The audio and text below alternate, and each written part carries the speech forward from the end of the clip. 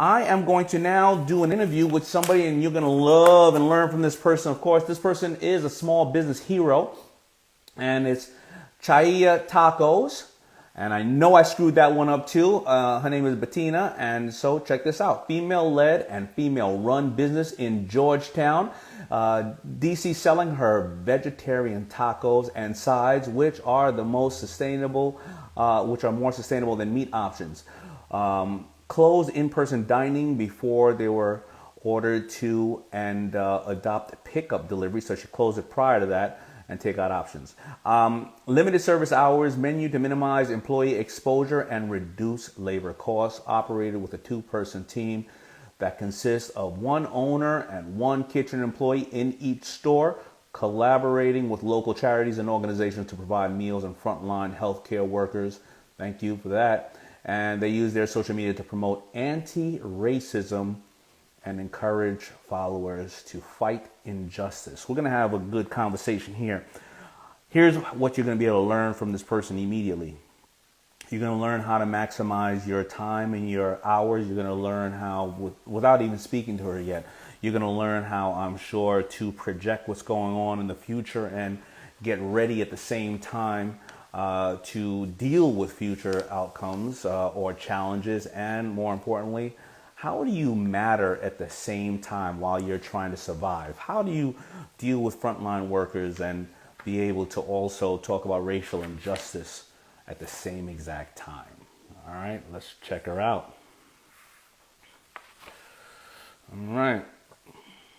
Chaya Tacos.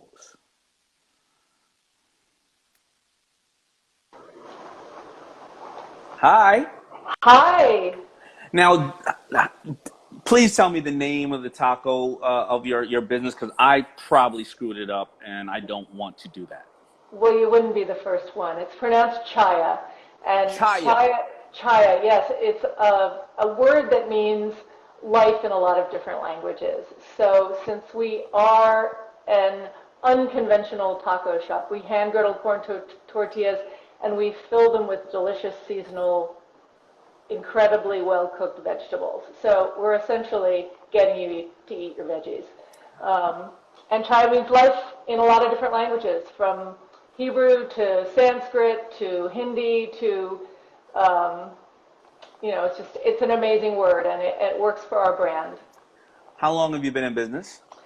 We started in the farmers market over 7 years ago, and we opened this first location, which I'm at in Georgetown in Washington, D.C., 5 years ago in November, and then we opened our second location a couple of years ago in downtown here in D.C.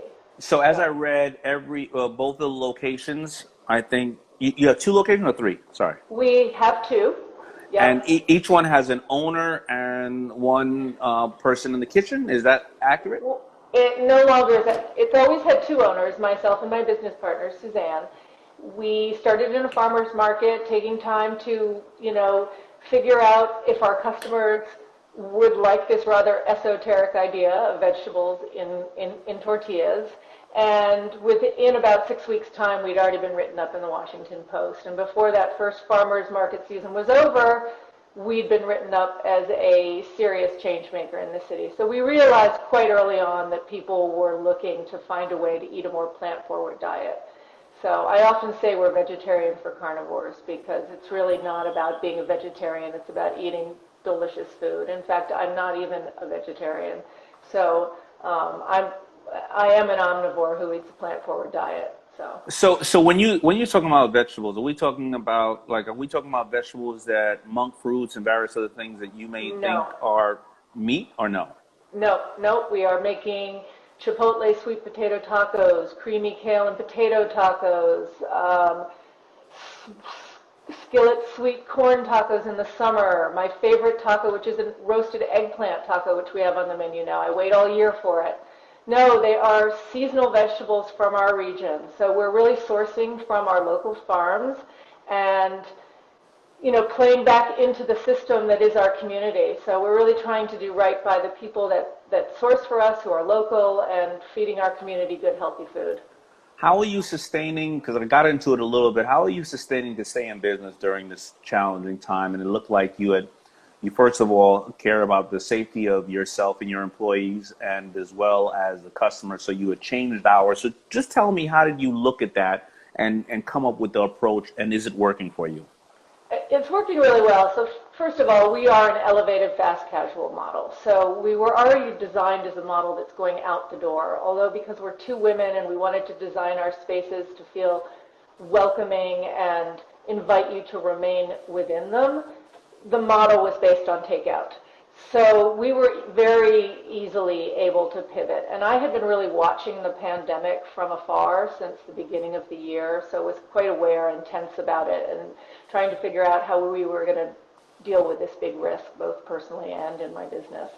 And so mid-March rolled around and the pandemic was knocking at our door, and we closed the doors on a Sunday and said no more customers coming in to the shop. And we basically set up a bit of a barricade with tables and brought our POS system, our tablet to take orders, and we just pivoted. And in that first few weeks, it really was just myself shepherding one store with an employee or two, and Suzanne at our other location doing the same thing with a couple of employees. And we went from 30 employees to initially down to 4, not including ourselves, 1 or 2 full-time. Over what period of time? Over 7 years? Over 7 years? No, you over 30 a day. employees? No, we're talking about a day in the pandemic, from March 12th Wow. to March 13th. We just said, no more people in the store, we're not closing, we're going to remain essential and relevant, we're going to keep our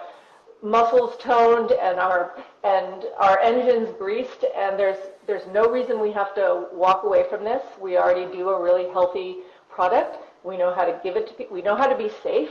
We're each moms with 3 children. We've dealt with a lot of moving balls and iterating on the fly for years, and so we just pivoted right away and made ourselves just a tighter, leaner model. And over the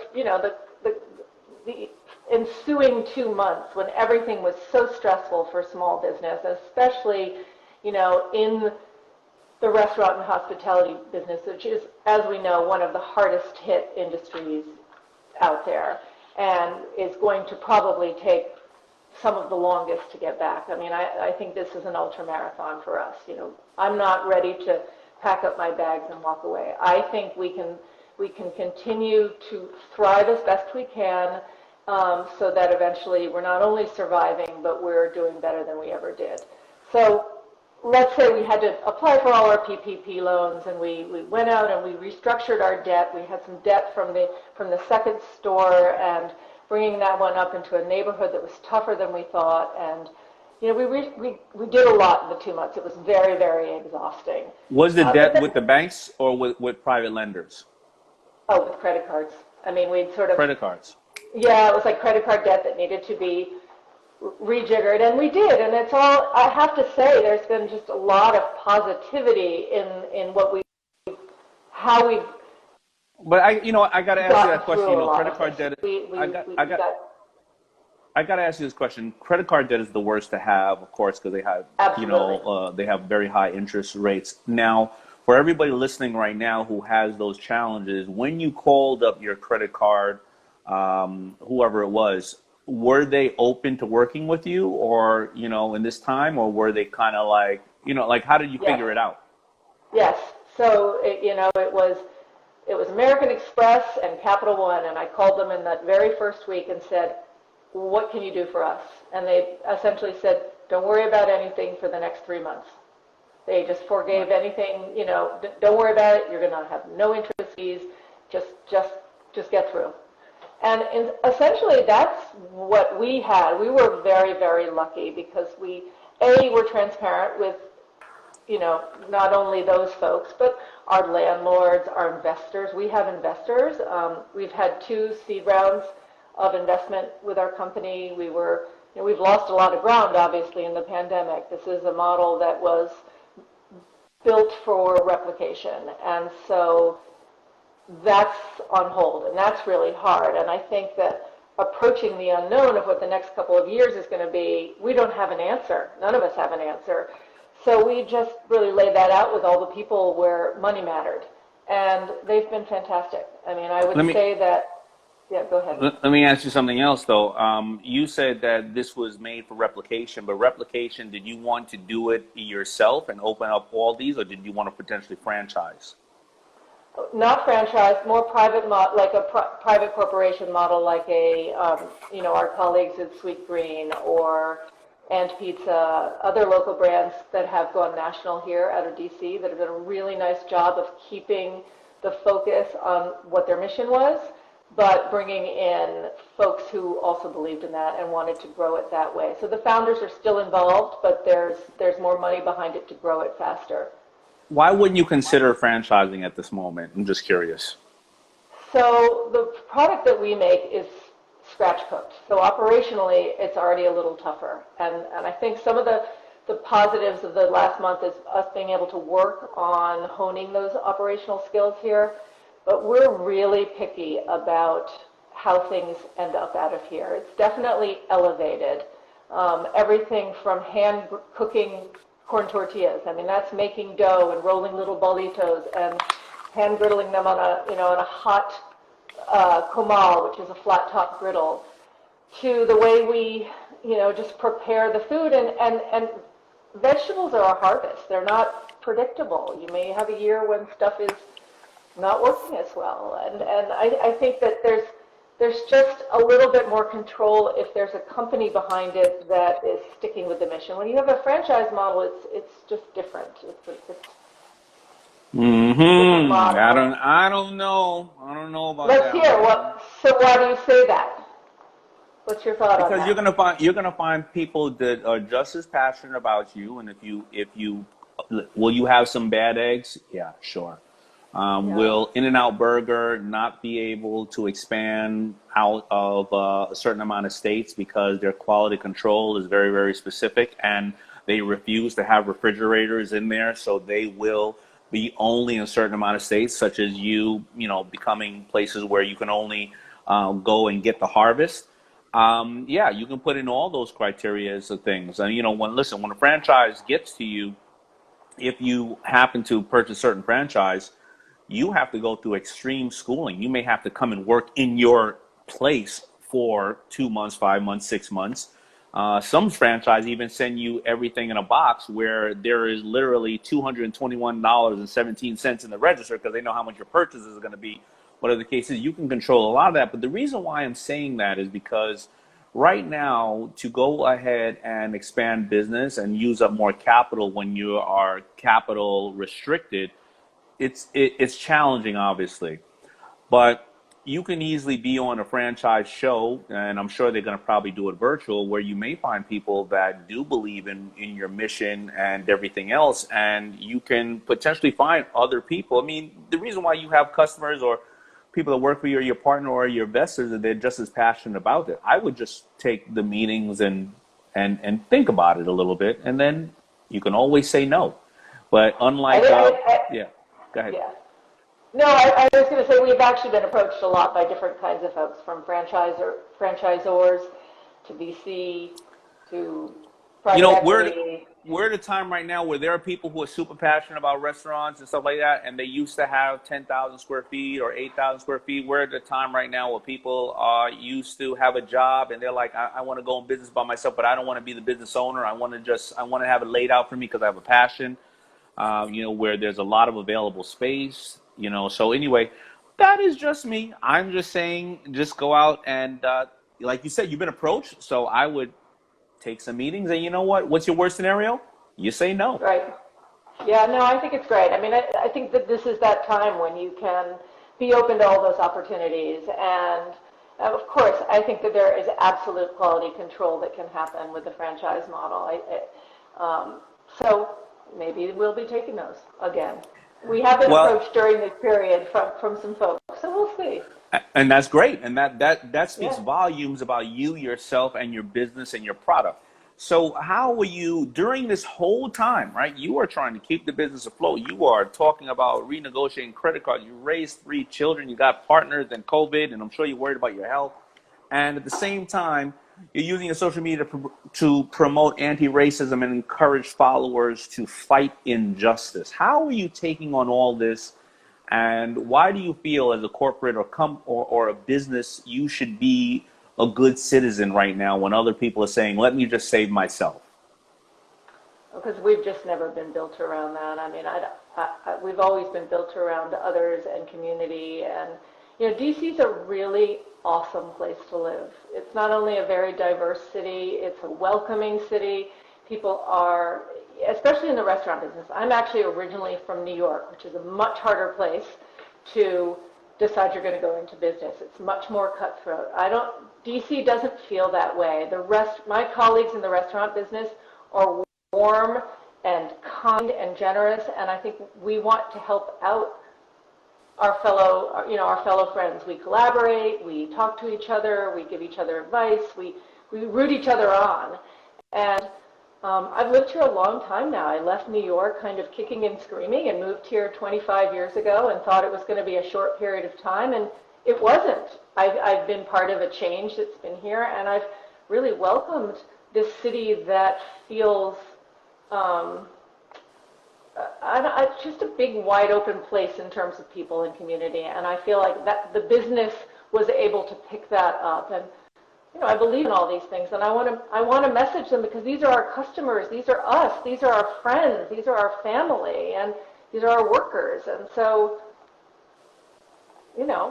I want to change the world one taco at a time, and messaging other things is just part of it. I think that's a transparency of who we are as a company and as people. I totally agree with you. DC was badly hit over the last 25 years with drugs and various other things. And what I do notice about the business owners, Chef Jose Andreas is one of my good friends, and I know that they're probably already down in Louisiana right now trying to help and facilitate those who are hurt by the recent weather activities down there. And what I notice is, with all the restaurants he has, he's always at an earthquake or at someplace else trying to help others on the front line and help those who are in need, I never hear him talk about himself. And that's really, I'm not saying that other communities aren't like that, but DC is a special place for it. And I think that because you have been through a lot of challenges over the last 15, 20 years, that it really is, it really is impressive what you guys are doing out there. So do you have any questions for me? Because I think you've been more than inspirational to everybody right now, because they're looking at another small business owner, female operated business, trying to fight injustice at the same time as,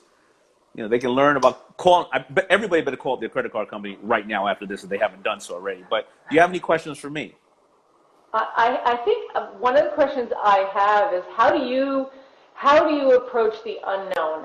As I mentioned at the beginning of this is an ultra marathon. We don't know where we're going, and it's one foot in front of the other while trying to take care of the day-to-day and think forward down the road of where we're going to be. Do you have a piece of advice for us of how you approach that? Ooh, really, really tough question. Did I stump you? Oh, no, you didn't stump me. I think that what you did was you just, so I want to answer the question, but I want to answer it with this context, that the answer I'm going to give was not and is not easy for me or for anybody to do. So I can rattle off the answer, but are there a lot of dark nights? Are there a lot of times when I question myself? Are there a lot of times when I look back at some of the decisions I may be currently in, and I go, hey, you're supposed to be Mr. Know-It-All, you idiot. Why did you make that decision? But at the end of the day, I have to look back and let me look at my circumstances right now. I'm 51 years old. I wanted to slow down business by the time of 60, 65, even though I still will be around, always working till whatever. So I've come this far. Let me write down how I want the next 10 years to be. And you know what? I can sit there and think about the fact that I've closed my New York office. 30 or 40% of the businesses I have had to close or they're shuttering. But I can also look at I wouldn't have spent this time with my new baby, this much time. I wouldn't be able to now really work with my company virtual and see who's in my company stepping up, who 80% of them are. And I wouldn't be able to restructure my life and enjoy my life the way I'm doing it now. Now, that is because I happen to have the resources. Now, a lot of people right now are saying, okay, Daymond, well, you have the resources to do that. Good for you. What about me, who I can't feed my family? You know, in that circumstance, I sit there and ask myself, what is my why? Why am I doing this? Why am I not doing something else? And how am I going to figure it out? And I always look out and say, other people are doing it like you, who are being successful and they're surviving. I got to keep contacting people like you. I got to start setting new goals. And then once I set the goals, I got to put in place, how am I going to educate myself or reach out to somebody or empower myself to go and slowly accomplish those goals. Those are just a couple of ways. And I know I'm rambling a little bit, but I'll give you an example. I've been trying to get on to this new Facebook program. I have this 30-hour course on Facebook to understand more about Facebook, advertising and marketing. So when I'm investing in companies, I know what they're doing, right, wrong, or different. And after Facebook, I'm going to learn another Amazon thing, and I'm going to learn various other things. And what I do is I say to myself, at the end of the year, I will be able to be more technically proficient. I will have called these people to do collaborations with. I would have gotten rid of this amount of staff. I would have hired this amount of staff. I would have closed these companies. I would have opened these companies, and I would have spent X amount of time with my family and X amount of time on my businesses. And so I put all those down in a graph, and I just keep reworking that graph because they change. I'm going to sit on here once every Monday and once every Tuesday with entrepreneurs like you, and I'm going to show hopefully my following, that I want to educate you just as well as I want to educate myself. And so that even if I only had 1,000 people, I know that they all think like me and we think like each other. At the end of the year, we're gonna find ways all to work together. So a lot of those things, even though I'm rambling, it really means, what's my why? What's my goals? Why am I doing it? How will I get to that part? And how will I take small little steps? And before I know, at the end of the year, I will be just that more powerful. Because the only other thing you can do beside that is feel sorry for yourself, put your head in the sand, hopefully things will go away. Assume that everybody else is going to do something that it's really your goddamn job to do, and not be grateful for what you have. Yeah. So thanks for that. I did want to ask you, do you have, let's say, 3 recommendations for reads, whether they're books, articles, anything that you can help all of us on this live feed, that you would say, you know what, you got to read this. This is the perfect thing for right now at this point in time. I love Tim Ferriss's Tribe of Mentors. That's really good. I always tell people Think and Grow Rich by Napoleon Hill. It's a timeless book. But I would also read Blue Ocean Strategy, which is the book where basically, I'll give you an example. In Blue Ocean Strategy, they talk about how the circus has always been the circus. And, they bring around the animals and kids, but, a family, it's challenging to go to the circus, at the time that we were doing the circus. Because the kids, you didn't have a lot of money, and the kids, and then the circus cost so much to bring in all those large animals and various other things.